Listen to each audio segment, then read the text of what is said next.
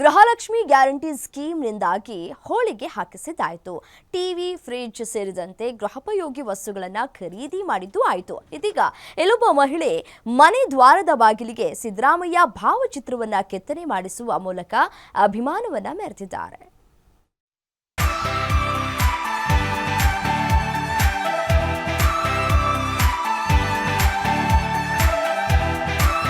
ವಿಜಯನಗರ ಜಿಲ್ಲೆಯ ಕೂಡ್ಲಿಗಿ ತಾಲೂಕಿನ ಕೆಂಚಮಲ್ಲನಹಳ್ಳಿ ಪಾರ್ವತಿ ಎನ್ನುವ ಮಹಿಳೆ 15 ತಿಂಗಳ ಗೃಹಲಕ್ಷ್ಮಿ ಹಣ ಕೂಡಿಟ್ಟು ತಾವು ಕಟ್ಟಿರೋ ಮನೆಗೆ ಸಿದ್ದರಾಮಯ್ಯ ಭಾವಚಿತ್ರವಿರೋ ಬಾಗಿಲನ್ನ ಕೆತ್ತನೆ ಮಾಡಿಸುವ ಮೂಲಕ ಕೃತಜ್ಞತೆ ಸಲ್ಲಿಸಿದ್ದಾರೆ. ಇದರ ಜೊತೆ ಬಾಗಿಲ ಮೇಲೆ ಸಿದ್ದರಾಮಯ್ಯನವರ ಹೆಸರನ್ನ ಹಾಕಿಸಿ ಕೆಳಗೆ ಗೃಹಲಕ್ಷ್ಮಿ ಯೋಜನೆ ಎಂದು ಬರೆಸಿ ಅಭಿಮಾನ ತೋರಿಸಿದ್ದಾರೆ. ಗ್ಯಾರಂಟಿ ಯೋಜನೆಯಿಂದ ನಮಗೆ ಬಹಳ ಅನುಕೂಲ ಆಗಿದೆ. ಕಾಂಗ್ರೆಸ್ ಸರ್ಕಾರ ಬಂದಿಂದ ಗ್ಯಾರಂಟಿ ಯೋಜನೆಯಿಂದ ಅನುಕೂಲ ಆಗಿದೆ. ಆ ಗೃಹಲಕ್ಷ್ಮಿ ಯೋಜನೆ ದುಡ್ಡನ್ನು ನಾವು ಎದಕ್ಕೆ ಬಳಸಿದೆ.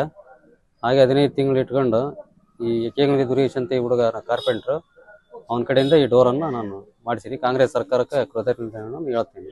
ಈ ಕೆತ್ತನೆಗೆ 28,000 ರೂಪಾಯಿಗಳನ್ನು ಅವರು ಖರ್ಚು ಮಾಡಿದ್ದಾರೆ. ಮುಖ್ಯಮಂತ್ರಿ ಸಿದ್ದರಾಮಯ್ಯನವರ ಮೇಲೆ ತಾವು ಇಟ್ಟಿರುವ ಅಭಿಮಾನದಿಂದ ಈ ಕೆಲಸ ಮಾಡಿದ್ದಾರೆ.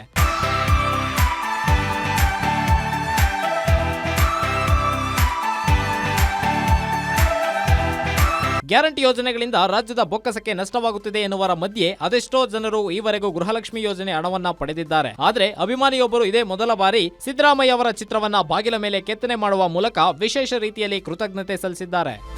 Guarantee news, Ballari.